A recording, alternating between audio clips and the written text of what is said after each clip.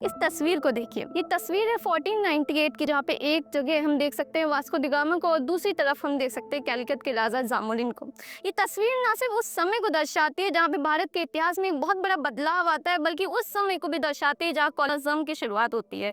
एक ऐसा समय जहाँ दुनिया के नक्शे बदलने शुरू हो जाते हैं, एक ऐसा समय जहाँ पे एक ऐसा शासन शुरू होता है जिसके बारे में हम में से बहुत कम ही लोग जानते हैं। हमने अंग्रेज़ों के बारे में पढ़ा है, हमने मुगलों के बारे में पढ़ा है, पर हम में से कितने लोग जानते हैं कि पुर्तगालियों का भी एक ऐसा शासन रहा था जहाँ पे ना उन्होंने सिर्फ राज किया था, बल्कि हमारे देश में एक काला समय भी छोड़ गए थे। जहाँ पे उन्होंने इंडियन ओशन पे पूरी तरीके से अपना कब्जा कर लिया था, वही कुछ दशकों बाद वो पूरी तरीके से उसको हार जाते हैं। चलिए जानते हैं इस कहानी के बारे में, पुर्तगालियों के शासन के बारे में। Rejoicing throughout India, consternation in Portugal. सबको समझने के लिए सबसे पहले हमें इसका बैकग्राउंड समझना होगा। दरअसल हम यूरोप के इतिहास में देखें तो यूरोप के बैकग्राउंड में इंडिया के साथ उनका ट्रेड बहुत पहले से ही चल रहा होता है, जहाँ पे हम रोमन्स के साथ, ग्रीक्स के साथ इंडिया का ट्रेड देखते हैं, खासकर स्पाइसेस के लिए।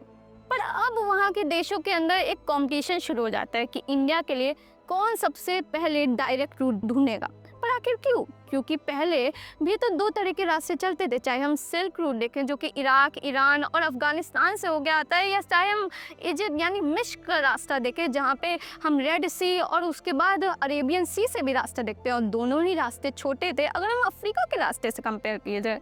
तब भी क्यों यूरोपियंस एक कॉम्पिटिशन में आ जाते हैं कि पहले इंडिया का रूट कौन फाइंड करेगा? क्योंकि ऑटोमन्स आ जाते हैं। ऑटोमन्स मिडिल ईस्ट में आते हैं और फॉल ऑफ कॉन्स्टेंटिनोपल होता है, जिसकी वजह से ऑटोमन्स का वहाँ पे राज आ जाता है। और क्योंकि क्रूसेड हुआ था कुछ सालों पहले, तो ऑटोमन्स और यूरोपियन देशों में एक बहुत बड़ी टकराव होती है, जहाँ पे मिडिल मैन होने के कारण और अरब ट्रेडर्स का कब्जा होने के कारण जो भी इंडियन स्पाइसेस होते हैं, जिसकी वजह से यूरोपियंस को एक बहुत बड़ी दाम देनी पड़ती थी इंडियन स्पाइसेस और कॉटन टेक्सटाइल के लिए, जिसकी वजह से उसे सस्ते में पाने के लिए और डायरेक्ट रूट पाने के लिए वो एक चल देते हैं नया रास्ता ढूंढने के लिए, जिसमें दो देश बहुत आगे होते हैं, स्पेन और पुर्तगाल। क्योंकि फ्रांस और इंग्लैंड में सिविल वॉर चल रही होती है और बहुत सारी अलग से भी वॉर चल रही होती है, और साथ ही में डच तब आज़ाद भी नहीं हुआ था स्पेन से, तो सिर्फ बच जाते हैं स्पेन और पुर्तगाल, जो आगे आ जाते हैं कि अब हमें नया रास्ता तो फाइंड करना ही होगा।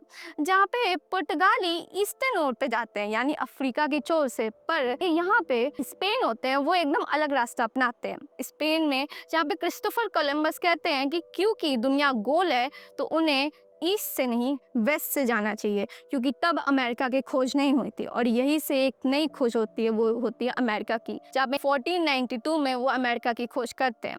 पर इसी के आगे हम देखते हैं जब पुर्तगाली होते हैं वो इस खोज को विश्वास नहीं करते हैं, क्योंकि उनका कहना होता है कि एक नया लैंड है, क्योंकि क्रिस्टोफर कोलंबस को लगता है कि ये अमेरिका नहीं है, ये इंडिया ही है, जहाँ पे इसीलिए वहाँ के लोगों को रेड इंडियंस भी बोला जाता है। पर जो पुर्तगाली होते हैं उनका कहना है कि नहीं, ये एक नया वर्ल्ड है, जिसकी वजह से वो अपनी खोज में लगे रहते हैं। जहाँ पे पुर्तगाली उस खोज के लिए इतने पीछे पड़े होते हैं कि वहाँ के जो प्रिंस हेनरी थे, उन्हें द नेविगेटर भी बोला जाता था, वो दिन रात बस यही सोचते थे कि कैसे इंडिया का रूट निकाला जाए, पर उनके शासन में वो रूट नहीं निकल पाता है। और रूट निकलता है तो मैनुअल फर्स्ट के शासन, जहाँ पे बार्थोलोमेव डायस एक नया रास्ता खोजते हैं अफ्रीका के नीचे से, जहाँ पे उन्हें सदर्न पॉइंट मिल जाता है अफ्रीका का, जो कि होता है cap of good hope.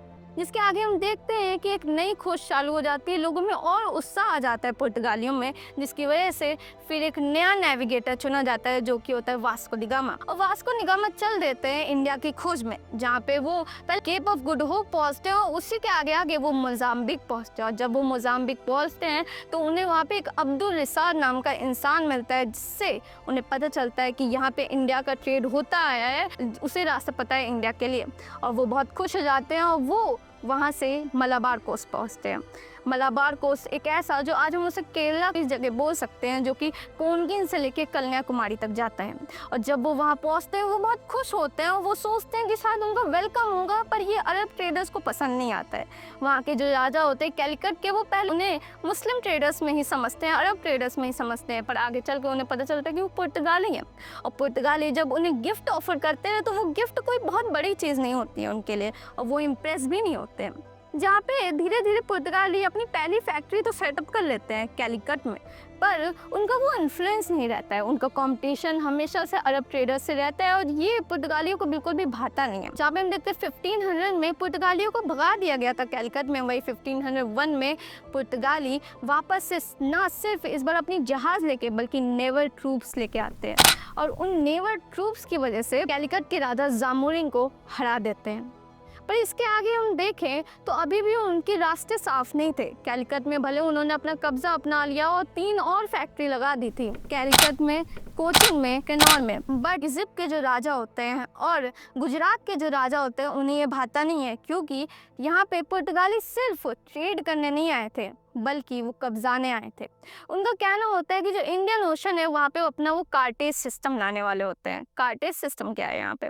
Cartridge system यहाँ पे हम इसे ब्लू वाटर पॉलिसी कह सकते हैं कि जहाँ पे कोई भी इंडियन ओशन पे अगर ट्रेड करता है तो उसे वहाँ पे लाइसेंस लेना पड़ेगा पुर्तगालियों से। जैसे पुर्तगाली को बहुत पैसा मिलेगा, बट इससे ये भी है कि जो बाकी कॉम्पिटिशन्स के लोग हैं उनके लिए नुकसान हो जाएगा, जैसे कि अरब ट्रेडर्स हो गए, गुजरात के जो राजा हो गए या इजिप्ट के जो राजा हो गए। जहाँ पे इजिप्ट के राजा महमूद के साथ और जो गुजरात के राजा होते हैं उनके साथ इनकी जंग होती है और यहाँ पे पुर्तगाल के पहले वाइसरॉय आते हैं, क्योंकि पुर्तगाल को लग रहा था कि वो पहले नेवल ट्रूप्स के साथ ही इंडिया पे कब्जा कर लेगी, पर जैसे जैसे उनका शासन बढ़ता है वो इंडिया में एक रेसिडेंट एम्बेसडर बनाती हैं। और ये रेसिडेंट एम्बेसडर कौन होते हैं? ये इंडिया के पहले वायसरॉय जो पुर्तगालियों की तरफ से होते हैं वो होते हैं फ्रांसिस्को दी अल्मीरा।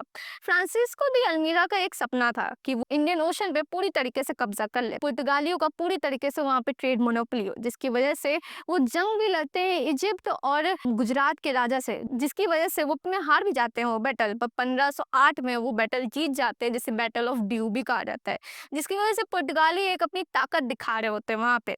साथ ही में हम आगे देखें तो पुर्तगाली पूरी दुनिया में भी अपना कब्जा करना शुरू करते हैं, चाहे हम बात कर ले गोवा के पोर्ट की, कोलंबो की पोर्ट की, आचिन की पोर्ट की, मलक्का जो बहुत ज़्यादा इंपॉर्टेंट बन जाता है इंडियन ओशन पे और चाइना से लेके ट्रेड के लिए, फिर अमरूज की पोर्ट की जो कि पर्शियन गल्फ के लिए बहुत इंपॉर्टेंट बन जाता है, और जो आइसलैंड ऑफ सकोरा है जो कि रेड सी के लिए बहुत इंपॉर्टेंट पड़ जाता है। और इससे उन्होंने पूरी तरीके से एक चेन बना ली थी अपनी मोनोपोली की इंडियन ट्रेड में, और यहाँ पे तो लग ही रहा था कि अब पुर्तगीज को कोई नहीं हरा सकता है। जहाँ पे अल्फांसो दी अल्बकीकी आते हैं जो कि कहते हैं कि अब हमें अगर इंडिया में इंडियन ओशन में बहुत अच्छे से ट्रेड बढ़ाना है तो हमें सिर्फ वहाँ के ओशन में अपने कब्जा करने की जरूरत नहीं है बल्कि वहाँ के लैंड पे भी अपना कब्जा करना होगा। जहाँ पे वो फोर्टिफिकेशन करने की बात करते हैं और सेटलमेंट्स बनाने की बात करते हैं, जहाँ पे उनकी नज़र गोवा पे जाती है।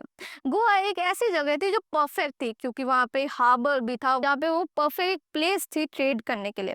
हम देखते हैं गोवा सिर्फ ना परफेक्ट प्लेस होती है बल्कि वहाँ पे वो गुजरात की तरफ से नज़र भी रख सकते होते हैं और बाकी जगहों पे भी नज़र रखते हैं। जहाँ पे उस समय गोवा पे राज होता है वहाँ के राजा आदिल शाह का, जो कि बीजापुर सल्तनत होते हैं। बीजापुर सल्तनत जो कि बहमनी सल्तनत की 5 किंगडम्स में से एक आती है जो टूट चुकी थी, और बीजापुर सल्तनत से आदिल शाह से पुर्तगाली जीत लेते हैं और इसी अल्फांसो दी अल्बकीकी की ये जीत को बहुत बड़ी जीत माना जाता है। वो गोवा को एक अपनी बहुत अच्छी सेटलमेंट बना लेते हैं, जहाँ पे 2 मैग्निफिसेंट हार्बर बनाते हैं और बहुत सारी क्रॉप्स भी इंट्रोड्यूस करते हैं। हम आगे ये भी देखते हैं कि कैसे वो और जगह पे भी अपनी चीज़ें फैलाते हैं। जहाँ पे जो अल्फांसो थे उनकी गोल अलग था, जहाँ पे वो सिर्फ ये सिस्टम नहीं लाना चाहते थे कार्टेज सिस्टम, वहाँ पे वो पूरी तरीके से अपनी सेटलमेंट्स भी बनाना चाहते थे। आगे हम देखते हैं कि अगले वॉइसरॉय आते हैं नीनो दी कुन्हा। नीनो दी कुन्हा ने और चीज़ें प्रोग्रेस, जहाँ पे उन्होंने जो कोचिन कैपिटल थी उससे शिफ्ट करके गोवा को कैपिटल बना दिया और ईस्टर्न में हुगली के ऊपर भी लाया, जहाँ पे वो लोग और ताकत में आ जाते हैं जब बहादुर शाह जो गुजरात के राजा होते हैं वो उनके साथ ट्रीटी कर लेते हैं। पर वो ट्रीटी किस लिए करते हैं? दरअसल मुगल्स में हुमायूं होते हैं, हुमायूं को डर होता है शेर खान और बहादुर शाह का, इनका नाम शायद आपने इतिहास में सुना भी होगा, जिसकी वजह से हुमायूं बार बार बहादुर शाह पे आक्रमण करते हैं और इसी डर में बहादुर शाह पुर्तगालियों के साथ ट्रीटी कर लेते हैं, ट्रीटी ऑफ बसंत, जिससे ट्रीटी ऑफ बसंत की जो हम एरिया देखते हैं आज के मुंबई का, वसाई का, वो उनके अंदर आ जाता है। और इसी के साथ साथ हम देखते हैं कि जब बहादुर शाह आगे चल के बोलते हैं कि हुमायूं का उन्हें अब डर नहीं लग रहा है और उनको वो चीज़ वापस चाहिए, वो ट्रीटी अब नहीं रखनी है, तो पुर्तगाली अपनी शिप में बुला के उनको पानी में बहा देते हैं और उनकी वहीं पे डेथ हो जाती है। आगे हम देखते हैं कि पुर्तगालियों का एकदम पीक समय आ गया होता है। उनके पास डीओ होता है, उनके पास और भी चीज़ें होती हैं, जहाँ पे उन्होंने बहुत सारी बैटल जीत भी ली होती है और उनका पीक समय आ गया होता है, तभी उनकी डिक्लाइन शुरू हो जाती है। पर आखिर ये डिक्लाइन कैसे शुरू होती है? चलिए इसके बारे में जानते हैं। इसके डिक्लाइन की शुरुआत जानने के लिए हमें समझना होगा कि यूरोप में क्या चल रहा था। जब पुर्तगाली इंडिया से वापस आए थे तो वो बहुत सारी स्पाइसेस और बहुत सारी कॉटन टेक्सटाइल और बहुत सारी चीज़ों के साथ आए, जिसकी वजह से वो उसे अच्छी गुना दाम पे बेच पा रहे थे, जहाँ पे वो बहुत ज़्यादा अमीर बन जाते हैं। और ये देख के जो बाकी देश होते हैं वो बहुत ज़्यादा परेशान हो जाते हैं और वो सोचते हैं कि हमें भी अब ईस्ट की तरफ निकलना होगा, हमें भी इंडिया और मलाबार और जितनी भी और भी देश हैं उनकी तरफ जाना होगा। जहाँ पे वो सिर्फ ये गोल नहीं बनाते कि उन्हें इंडिया के साथ ट्रेड करना है, वो साथ ही में नीचे जो आइलैंड्स होते हैं आज के इंडोनेशिया या मलेशिया या और भी आइलैंड्स होते हैं उन सब के साथ ट्रेडिंग करने का सोचते हैं। जहाँ पे हम देखते हैं कि जो डच होते हैं वो अब स्पेन से आज़ादी भी पा चुके होते हैं, जिसकी वजह से वो और स्ट्रॉन्ग आर्मी के साथ निकल जाते हैं। जहाँ पे डच ईस्ट इंडिया कंपनी और ब्रिटिश ईस्ट इंडिया कंपनी ये दोनों इंडियन ओशन में आ जाती हैं। जहाँ पे डच का ख्याल उतना इंडियन ओशन पे या इंडियन ट्रेड पे नहीं होता, बल्कि उनका ज़्यादातर जो ध्यान होता है वो इंडोनेशिया के जो एरिया होते हैं वहाँ पे ट्रेड करने का होता है। पर जो ईस्ट इंडिया कंपनी होता है उसका जो फोकस होता है वो इंडिया पे ही होता है। जैसे डच और इंग्लिश में बहुत दिनों से ही लड़ाई चल रही होती है, पर डच और इंग्लिश एक सेटलमेंट कर लेते हैं, जिसकी वजह से वो दोनों ये फैसला करते हैं कि डच इंटरफेयर नहीं करेंगे। जो भी English east India company India में ट्रेड कर रही है, इंडिया में अपनी मोनोपोली बनाई है, और डच की जो मोनोपोली इंडोनेशिया के एरिया में बनी हुई है वहाँ पे इंग्लिश इंटरफेयर नहीं करेंगे। पर इसमें एक चीज़ होती है, जहाँ पे पुर्तगालियों को पहले से ही इन्फ्लुएंस होता है और पुर्तगालियों को लग रहा होता है उनके सिवा और कोई कैसे आ सकता है। उन्होंने मुगल शासन में भी अपना इन्फ्लुएंस बनाया हुआ था और इंडिया में भी उनकी बहुत जगहों पे इन्फ्लुएंस बन चुके थे, उनके सेटलमेंट भी बन चुके होते हैं। वहीं पे एक इंसान आता है इंग्लिश से, ब्रिटिशर्स से, जिसने पूरी तरीके से मुगल में इन्फ्लुएंस बदल दिया होता है, जिनका नाम होता है कैप्टन हॉकिंस। कैप्टन हॉकिंस जब आते हैं तो उनको क्योंकि पर्शियन आती होती है, जिसकी वजह से जो जहांगीर होते हैं वो बहुत खुश हो जाते हैं। वो पर्शियन में बात करते हैं और इससे वो बहुत ज़्यादा इन्फ्लुएंस होके उन्हें फैक्ट्री बनाने का और फैक्ट्री रखने का इंडिया में परमिशन दे देते हैं। जिसके आगे हम देखते हैं कि पुर्तगीज की जो इन्फ्लुएंस होती है वो बहुत कम होती चली जाती है और साथ में इसको देखते हुए पुर्तगीज बहुत ज़्यादा गुस्सा हो जाते हैं। जहाँ पे वो सूरत के जो पोर्ट होता है वहाँ पे इंग्लिश शिप्स होती है उनको आने से मना कर देते हैं, उनको रोक देते हैं, जिसकी वजह से एक बहुत बड़ी बैटल होती है, वो बैटल ऑफ वाली होती है। जिस बैटल में इंग्लिश और पुर्तगाल लड़ते हैं और पुर्तगाल को एक तमाचा मिलता है क्योंकि वहाँ पे इंग्लिश ब्रिटिशर्स उन्हें हरा देते हैं, जहाँ पे उनका डिक्लाइन शुरू हो जाता है। साथ में हम आगे देखते हैं कि डच जो 1605 से लेकर 1667 तक पुर्तगालियों को परेशान कर दिया होता है। उनका बस एक ही गोल होता था कि नए सेटलमेंट्स नहीं बनाने हैं, जो पुर्तगालियों के सेटलमेंट्स है उन्हीं पे वार कर करके हमें वो जगह ले लेनी है। इसके आगे हम देखते हैं कि मलक्का में भी पुर्तगाल के जो भी सेटलमेंट होते हैं वो सब हटा दिए जाते हैं 1641 में, और 1663 में कोचिन और सिलोन यानी श्रीलंका में भी, और पुर्तगाल का डिक्लाइन शुरू हो जाता है। और यहाँ पे एक और चीज होती है, 1661 में चार्ल्स ऑफ इंग्लैंड मैरिड करते हैं, शादी करते हैं कैथरीन ऑफ ब्रेगेंजा से, जो कि डॉटर होती है जॉन फोर्ट की, जिसकी वजह से जो बॉम्बे होता है वो पुर्तगाल को दहेज में देना पड़ता है ब्रिटिशर्स को, जिसकी वजह से वो भी एक रीजन चला जाता है। पुर्तगाल लिमिटेड हो जाते हैं गोवा और डीयू में। पर ये शायद उतना लिमिटेशन नहीं होती अगर एक और बड़ी चीज नहीं होती, वो थी गोवा का एक्विजिशन। ये थी गोवा एक्विजिशन, गोवन एक्विजिशन, जो कि 1560 से लेके 1812 तक है। इस गोवन एक्विजिशन में सिर्फ गोवंस को कन्वर्ट नहीं किया गया, बल्कि बहुत सारे गोवंस को जलाया गया बीच बाजार में, उनके साथ बहुत तरह की चीजें की। जहाँ पे इसकी शुरुआत हम देखते थे सेंट फ्रांसिस जेवियर, जो कि परसुएट करते हैं किंग को, राजा को, कि जो किंग जाओ द थर्ड है उन्हें परसुएट करते हैं कि क्रिश्चियनिटी को हमें फैलाना चाहिए, क्योंकि पुर्तगाल एक कैथोलिक स्टेट था, तो कहीं ना कहीं उसका ये काम बनता है स्प्रेड करने का क्रिश्चियनिटी को, जिसकी वजह से वो पोप का अप्रूवल भी ले लेते हैं 1560 को। और आगे हम देखते हैं कि कैसे शुरू होता है एक्विजिशन, जिसमें इस टाइमलाइन में 1560 से लेके 1812 तक सिर्फ न एक्विजिशन होता है, बल्कि किसी टेम्पल्स को जला दिया जाता है।